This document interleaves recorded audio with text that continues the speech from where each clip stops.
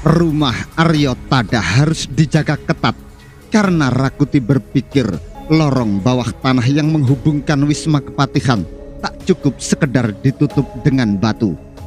Bila lorong itu tidak dijaga rapat, itu sama halnya dengan membuka pintu belakang, mempersilahkan Bayangkara untuk masuk dan menghunjam senjatanya langsung ke belahan pantat Rakuti. Suasana hening tetapi mencengkeram, menyesakkan dada. Derap kuda dalam jumlah banyak dari kejauhan menjadi pertanda bagi Bayangkara Kartiko Sinumping untuk menyudahi permainannya. Apa yang terjadi di Wisma Kepatihan itu rupanya dengan cepat diketahui, dan sesegera itu pula dikirim sejumlah prajurit untuk mengatasinya. Namun tak ada apapun yang bisa mereka lakukan, karena yang tersisa hanya mayat-mayat bergelimpangan. Apa yang terjadi? Berteriak Rabanyak yang memimpin pasukan itu. Akan tetapi, seolah-olah Bayangkara Kartiko Sinumping yang menjawab pertanyaan Rabanyak itu, karena sejenak setelah ia mengumpat kasar, Rabanyak dikagetkan oleh suara mendesing sangat tajam. Dari tempatnya berada, Kartiko Sinumping melepas 5 sekaligus anak panah berapi yang melesat ke udara. Bagai tersihir Rabanyak, namun sejenak kemudian kesadarannya pulih. "Lindungi diri dengan tameng! Kejar!" teriaknya.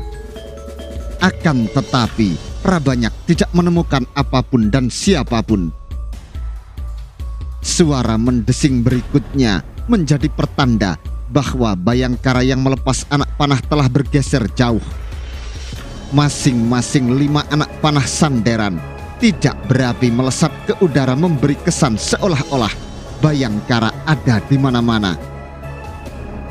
Laporan atas apa yang terjadi di Wisma Kepatihan itu sampai pula ke telinga Rakuti.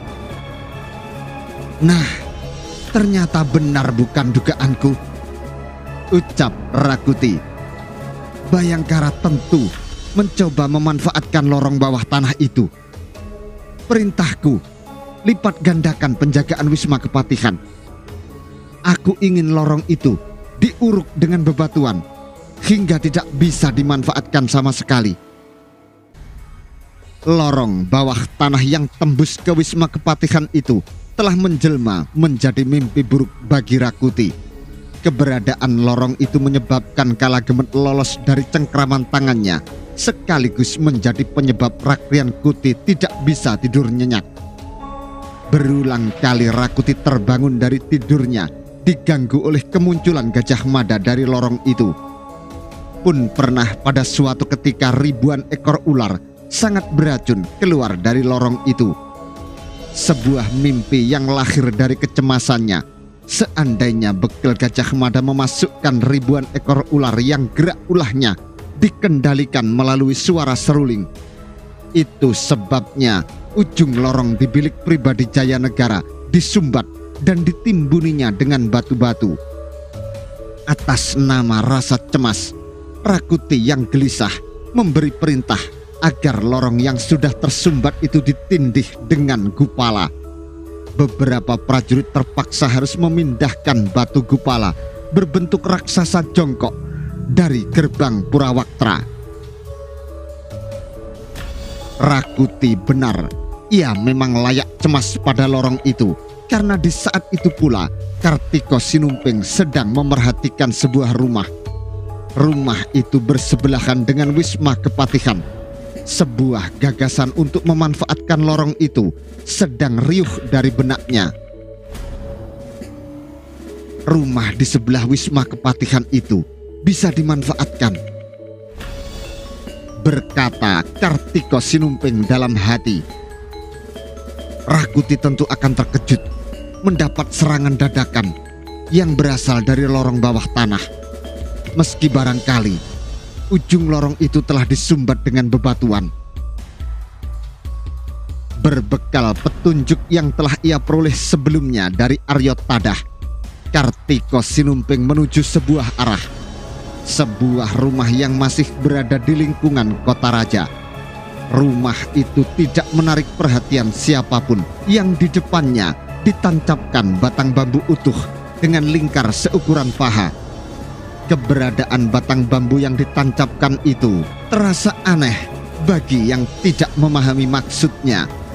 Bahkan Rakuti dan anak buahnya tentu tidak mengira dari rumah itulah berbagai gangguan terhadap ketenangannya dirancang. Kartiko Sinumping memerhatikan rumah itu dan menempatkan diri di pekarangan. Siulan tiruan burung bence yang menyayat terlontar dari mulutnya. Kartiko Sinumping memasang umpan, anak panah sanderan tanpa api dilepasnya ke udara. Beberapa saat kemudian hal itu diulanginya sekali lagi. Kartiko Sinumping tersenyum ketika umpan yang dilepas itu berbalas. Dari arah belakang rumah itu terdengar anak panah melesat memperdengarkan desing melengking. Kartiko Sinumping bisa membedakan dengan jelas suara anak panah itu berbeda dari milik Bayangkara. Kartiko Sinumping membalas sapaan itu. Sebatang watang dilepas ke udara, membubung memanjat naik. Dari kegelapan muncul orang yang mendekatinya. Debu-debu berhamburan di malam gelap gulita. Terdengar sebuah sapa sandi. Ada gadis menangis, meratapi kematian suami. Kartiko Sinumping menjawab sebagaimana petunjuk yang diberikan oleh Aryo Tadah. Kalimat sandi telah berjawab dengan tepat. Kartiko Sinumping merasa memperoleh hubungan dengan orang-orang yang telah disiapkan lebih dulu oleh Aryo Tadah. Gerakan mereka dan segala serangan gerilya lentur menyesuaikan diri dengan kekuatan, yaitu melalui serang dan lari. Siapa menyangka irama serangan itu berasal dari ayunan tangan Aryo Tadah dari tempat persembunyiannya. Ikut aku, sapa seseorang yang menampakkan diri. Kartiko Sinumping bergegas mengikutinya menuju pintu belakang. Memasuki rumah yang ternyata merupakan tempat berkumpul orang-orang yang sebagian besar dikenalnya. Sebagian dari mereka adalah prajurit dari Kesatuan Jalapati yang telah ditinggalkan Rakrian Temenggung Banyaksora. Wajah-wajah beku di ruangan itu menyebabkan Kartiko Sinumping berdebar-debar. Wajah lurah prajurit Sindu Suramarta, Liman Prabowo, Simaring Japanan, Brahma Sindupati, Braja Lama, Hayam Talun, Tabuh Gong, Panji Wiragati, dan yang menarik perhatiannya adalah keberadaan Gajah Sari. Senyap mereka yang berada di rumah itu melihat kemunculan Kartiko Sinumping, salah seorang dari bagian pasukan Bayangkara. Setelah beberapa hari lamanya, Bayangkara itu lenyap, tidak ketahuan jejak dan kabarnya. Teka-teki keberadaan Bayangkara adalah juga teka-teki keselamatan Jayanegara. Tuanku Jayanegara berada di tempat yang aman. Bayangkara Kartiko Sinumping langsung membuka pembicaraan. Kakang Bekel Gajah Mada dan para Bayangkara yang lain mengawal Tuanku Baginda ke sebuah tempat hingga diperoleh jaminan Rakuti tidak mungkin menjangkaunya. Bayangkara kemudian akan kembali untuk merebut kekuasaan dari tangan Rakuti. Sebagai cucuk lampah untuk itu, aku ditunjuk oleh Kakang Bekel Gajah Mada dan Sri Baginda untuk melempengkan jalan ke sana. Tanpa basa-basi, Bayangkara Kartiko Sinumping membuka baju luar yang dikenakannya. Di lapisan baju dalam, lencana gemerlap berteteskan permata milik Sri Jayanegara menjadi pertanda yang tidak terbantahkan. Keberadaan Kartiko Sinumping benar-benar tak ubahnya kehadiran Sri Baginda itu sendiri. Maka serentak semua yang hadir memberikan penghormatannya. Pandangan mata Kartiko Sinumping tertuju kepada wajah lurah prajurit Gajah Sari. Alis Kartiko Sinumping sedikit mencuat. "Prajurit Gajah Sari," berdesis Kartiko Sinumping, "bagaimana kau bisa menjelaskan keberadaanmu di sini?" Lurah prajurit Gajah Sari berdiri tegak. "Atas permintaan Raklian Yuyu, Paman Aryo Tadah menugasi aku menjadi bagian dari kesatuannya. Justru dengan demikian, aku mengetahui lebih dini apa yang terjadi ini," jawab Gajah Sari. Kartiko Sinumping mencuatkan alisnya. "Sejak kapan Paman Tadah memberikan tugas itu kepadamu?" kejar Kartiko Sinumping. "Juga pertanda apa yang diberikan Paman Tadah kepadamu?" "Yang aku ketahui, dalam perjalanan menyelamatkan Tuanku Jayanegara, kami Bayangkara telah direpotkan oleh keberadaan Telik Sandi Rakuti." Gajah Sari membuka lapisan luar dari baju yang dikenakannya. Perhatian Kartiko Sinumping tertuju kepada lencana yang dikenalinya sebagai tanda pengenal rahasia yang diberikan Aryo Tadah kepada orang-orang yang amat dipercaya dalam rangka melaksanakan tugas amat khusus. "Jadi, selama ini Paman Patih Aryo Tadah memintamu untuk mengamati sepak terjang Rakuti?" bertanya Kartiko Sinumping. "Tidak," jawab Gajah Sari. "Aku melakukannya sendiri dan telah melaporkan kepada Paman Tadah. Tetapi Paman Tadah tidak mempercayai laporanku." Kartiko Sinumping tak bisa mencegah dirinya untuk tidak curiga.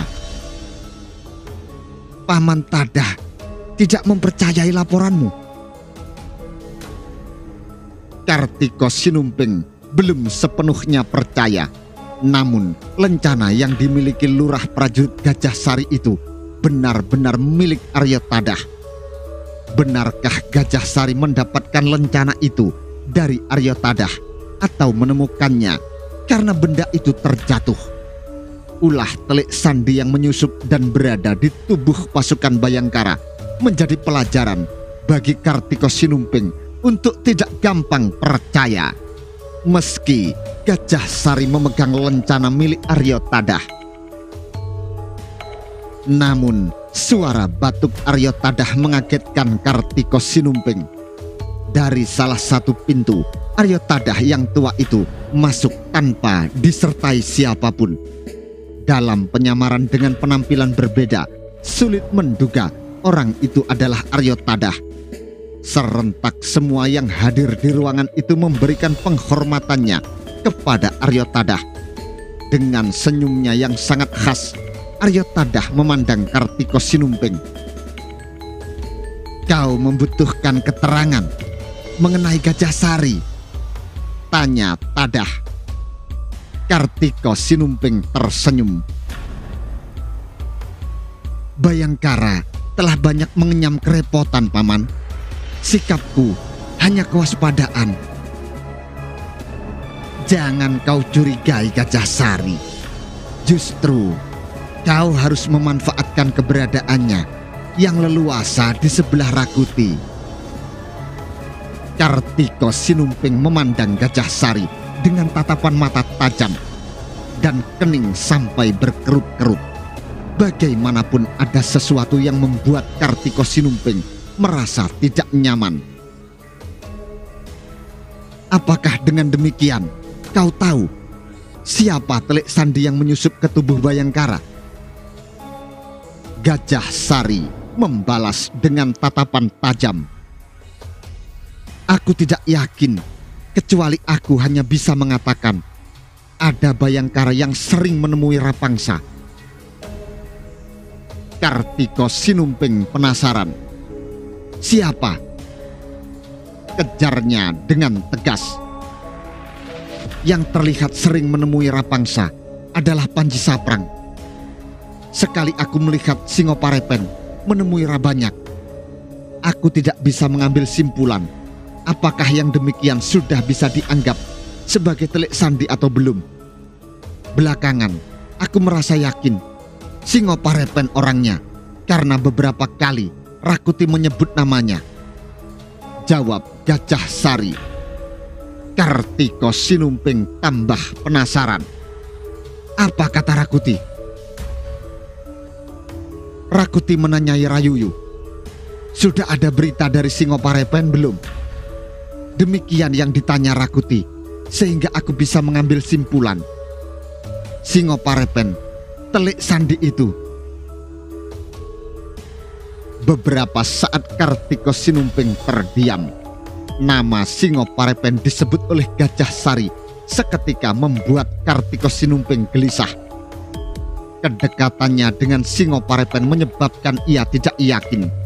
Tetapi bisa jadi Singoparepen yang dicari Gajah Mada, sebagaimana yang diucapkan Gajah Sari.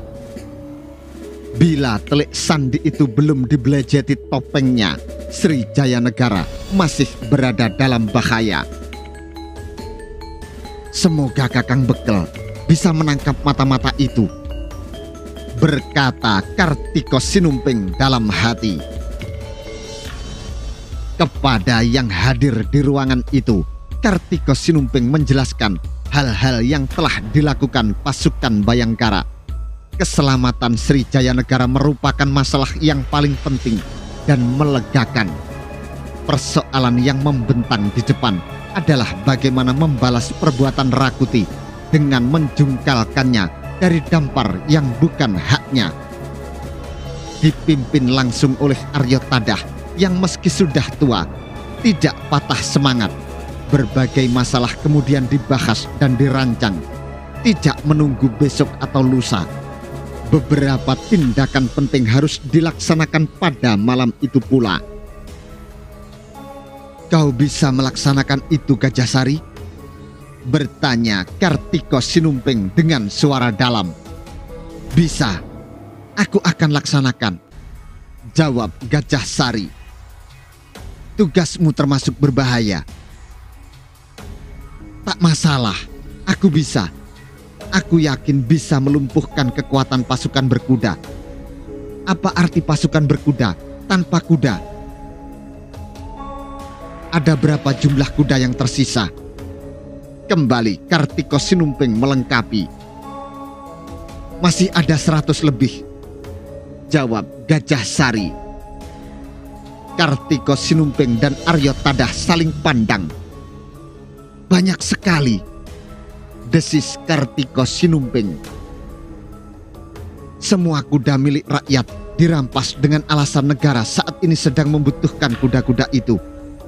Kuda terbanyak yang dirampas adalah milik pedagang kuda Ki Jayeng Suro. Kartiko Sinumping menggaruk-garuk rambutnya. Gelung kelingnya lepas, tetapi tidak ada niat baginya untuk merapikan rambutnya yang kini terurai sebagaimana Aryo Tadah juga mengurai ikatan rambutnya. Bagaimana kalau kita berikan umpan balik? Siapa tahu Rakuti menelan umpan itu, ucap Aryo Tadah. Maksud paman?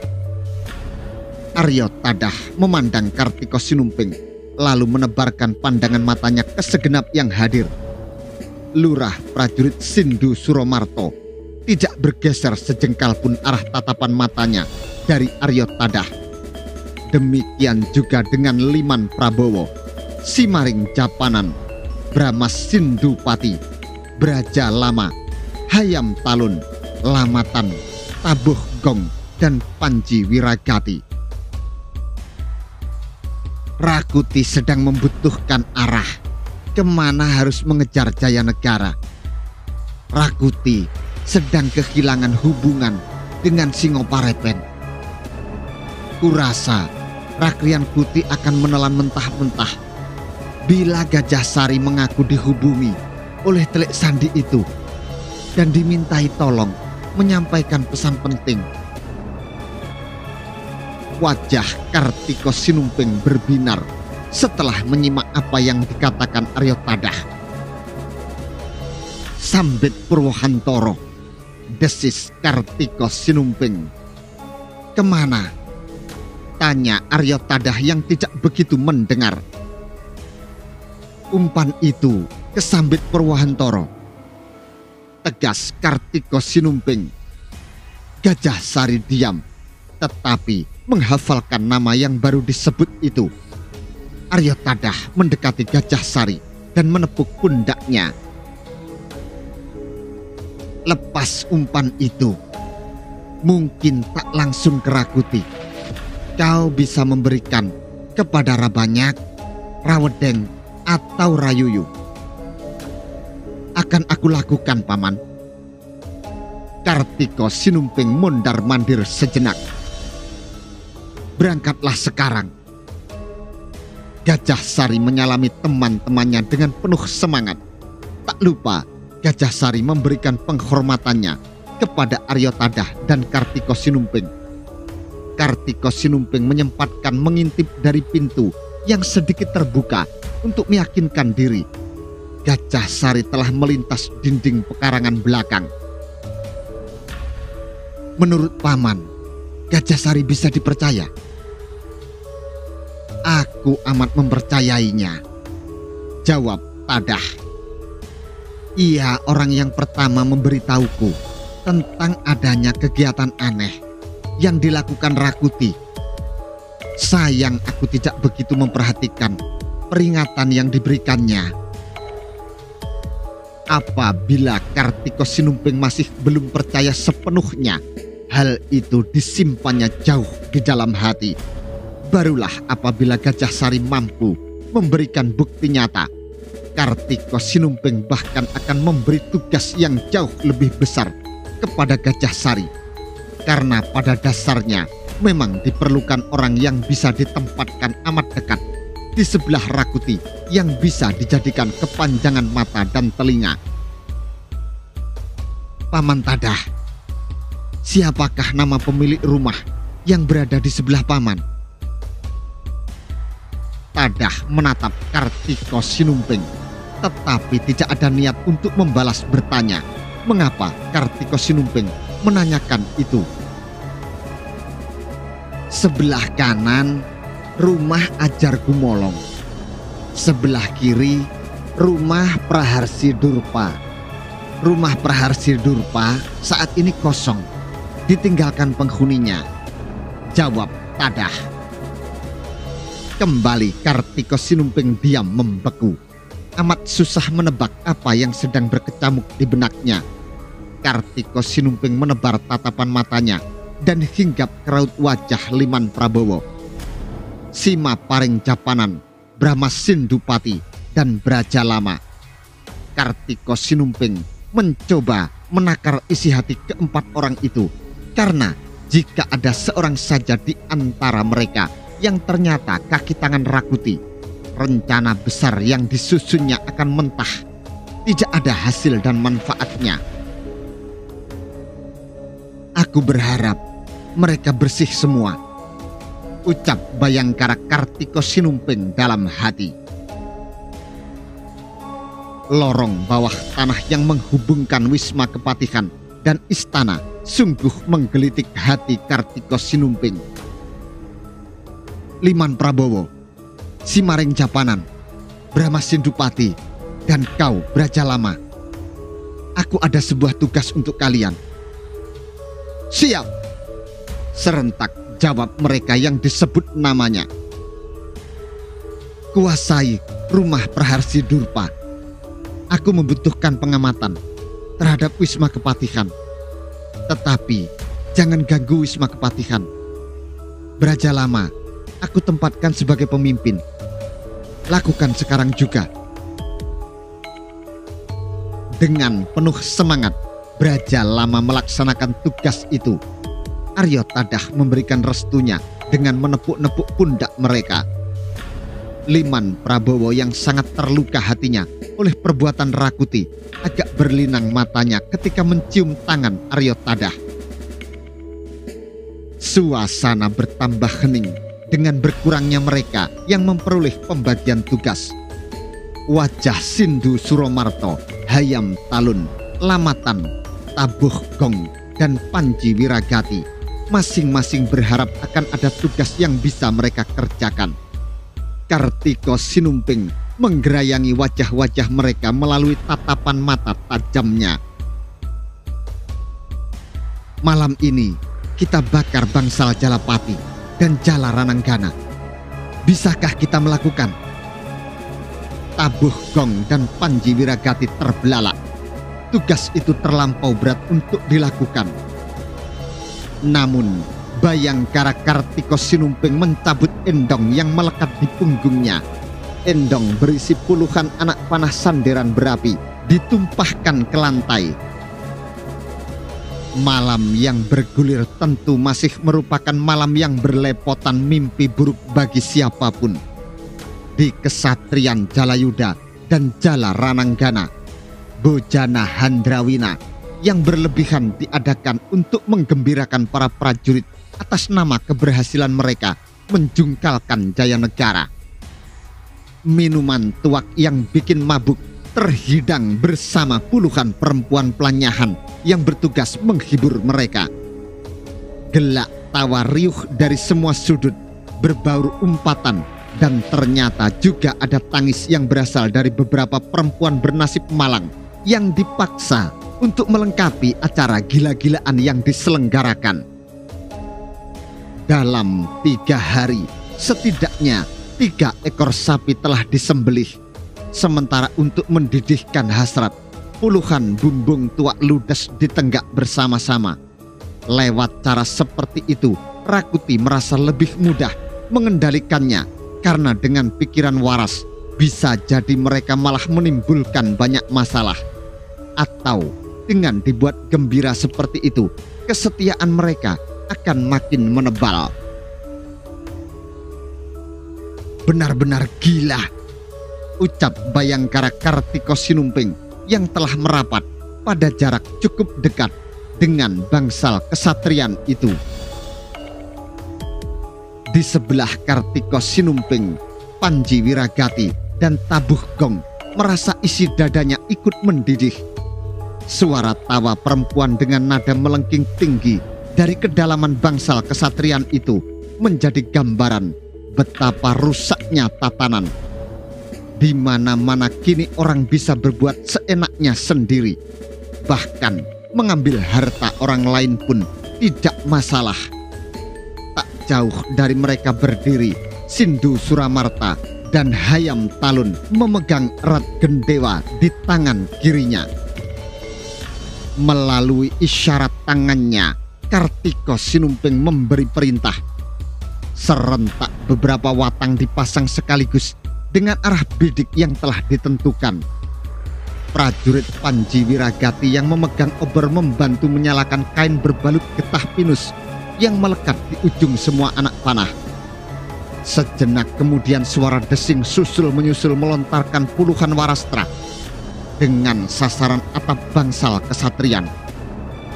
Dengan bidikan yang mengena sasaran Bayangkara Kartiko Sinumping menghajar dinding kayu yang sudah mulai lapuk.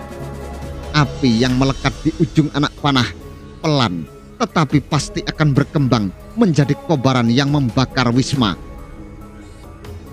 Apa yang mereka lakukan entah mengapa sama sekali tidak disadari mereka yang berada di dalam kegembiraan tak berbatas itu.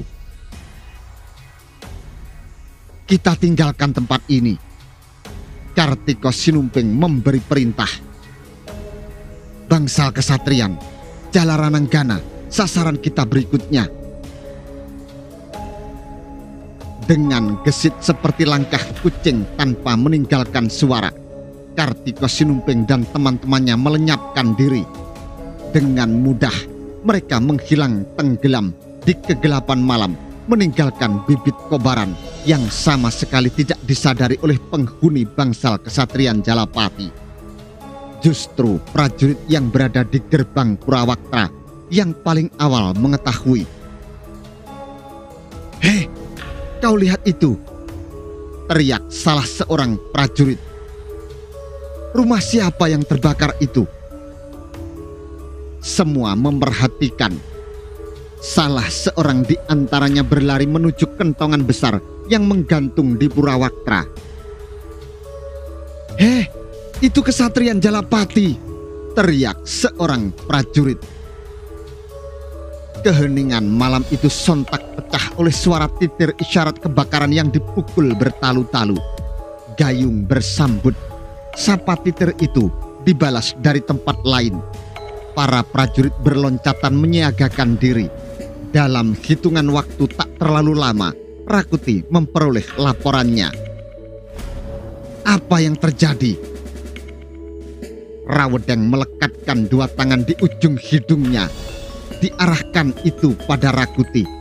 Sikap penghormatan yang menyebabkan Rakuti menjadi senang.